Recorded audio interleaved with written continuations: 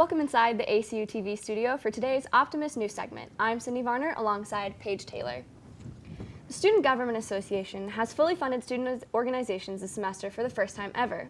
All 54 organizations that requested funding from SGA received the full amount, said SGA Treasurer Rothstein, for a total of $43,000. In addition, SGA was able to put aside extra money to start a fundraising matching program to assist organizations that may need to request more money as the semester progresses. SGA was able to fully fund more organizations this semester because of COVID-19's impact on the allocations in the fall semester. The total requested this semester was $43,300, and so that was fully requested. And we actually, in the fall, we set aside about $39,000 to allocate, and we intentionally left a little bit more room in the budget for the spring semester to allocate more, and with the general hopes of, okay, fall we know COVID's prevalent. We know it's going to look a lot different, with the hopes of, okay, spring, hopefully things will open up more. And so if we set aside a little bit more funds there in the spring, then that'd be more useful and more helpful for organizations to actually spend. And so we actually had more money in the springtime to allocate rather than the fall. And so it really worked out. Once we saw the total requested was $43,300, we knew that we could instantly fully fund that. The fundraising matching program will be available to student organizations until the end of February. Classes were canceled Thursday due to icy conditions and cold temperatures. Students, faculty, and staff were told to prepare for virtual classes as temperatures drop even further into next week. Sewell Auditorium is set to undergo major renovations and will become the home for the Office of Residence Life. It also will serve as a common gathering place for students. Kevin Campbell, Senior Vice President of Operations, said many communal areas that once existed now are being used for other purposes. So Sewell will give students a place to hang out with one another and find community. The two main things that are almost certain will be there is the offices for the Residence Life. Again, with this being kind of a hub for Residence Life, we thought it would be best to go and have the offices of the Residence Life staff there. And we also need somebody who's actually staffing the building throughout the day, and so having at least one office in there is going to be important. The cost of these renovations is estimated to be about $5 million and will be funded through donors, Campbell said. The design of the renovations include 3 different types of rooms with the capacity to hold many different events. Sewell has a long history. Built in 1929, it was one of the original buildings on the campus. Over the years, it has housed the College Church of Christ, Daily Chapel, dozens of plays, and the first sing-song performance. The Department of Theater's workshop, which has operated in Sewell for about 2 decades, will move to a space at the old Taylor Elementary south of campus. Campbell says the goal is for the renovations to be in tandem with the second residence hall for the freshman village, replacing Gardner. Student population isn't the only thing that's increased this year. There's also been a spike in furry friends in the residence halls. Optimist video director Emily Schaefer had a chance to sit down with residents to talk more about this story. Multiple students across campus have recently added a new family member to their dorm room: emotional support animals. My experience last semester, I was having a lot of disconnection from, I guess, the outside world, just staying in my room a lot because I didn't have anything to give me motivation. It was pretty challenging. I didn't really feel like I belonged anywhere. I was definitely just sad without Milo. Since getting Milo, Maddie has seen so many positive changes in her life and motivation. I think we are on a really good path, and there's a lot of energy around us developing residence life in a way that allows for students to feel like they belong and allows for them to feel like this can be a home to them. After getting him, come here.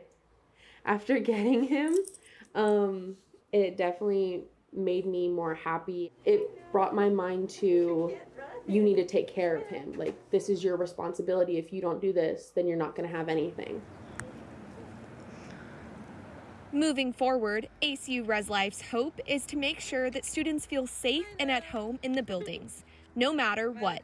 It just feels very, very humbling to get to be in a position and in a department that is connected to such a significant part of the student life. It's not just a heads and beds, and it's not just something to say like, okay, great, we have all these boxes we need to check off, but how do we do our work in a way that is inspired by the love of the people around us and infused with an abundance of self-care and self-love, and is about being Jesus to one another. For The Optimist, I'm Emily Schaefer reporting.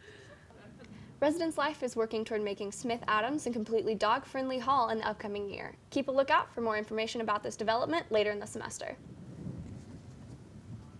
Men's and women's basketball both had wins against the Houston Baptist Huskies this week. More on this when we come back.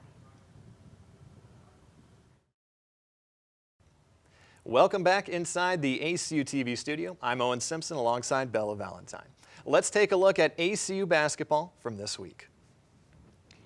Starting with women's basketball, their win comes after seniors Anna McLeod and Alyssa Adams combined for 36 of the Wildcats' 62 points in a tough road test against the Huskies.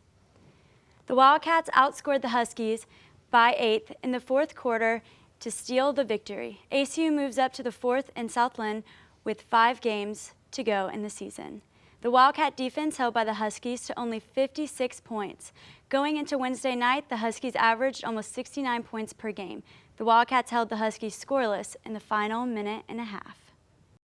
Yeah, it's a really hard-fought battle on a night where we were not hitting three-point shots very well. We had to rely on our defense to get stops, and I was really proud of the defensive effort. I mean, we held the team in the 50s in their own gym today, so that was, I think, a big improvement for us. I think we had a little more communication than we've had in the past. Our help side defense was really good for most of the game.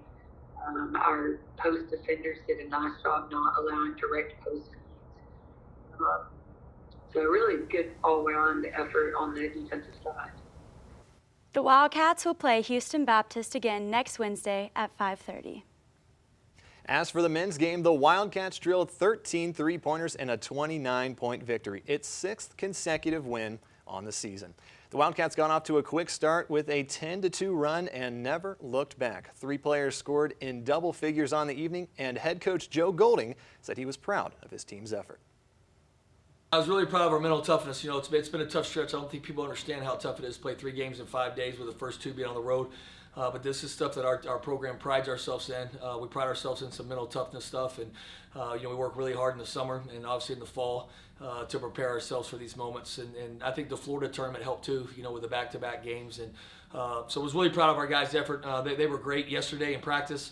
And today at shoot-around was the best shoot-around we've had. We had incredible energy. And so the 3 keys to this game were energy, toughness, and discipline. I thought we did a great job with all that. The only negative to me was the turnovers. You know, we were very sloppy with the basketball tonight with 19 turnovers. I think that might be a season high or right at it, close to it. We've done a great job the past month of taking care of the basketball, and there was just some sloppy passes that's uncharacteristic of our ball club. But besides that, really proud of our guys. Leading the way offensively was junior forward Clay Gaiman with 16 points off the bench. Wednesday's game marks 3 games in just 5 days for these Wildcats. Up next, they'll host Texas A&M Corpus Christi at 7:30 Saturday in Teague. Thank you for tuning in to this week's Optimist Show. Have a great weekend, and we'll see you next time.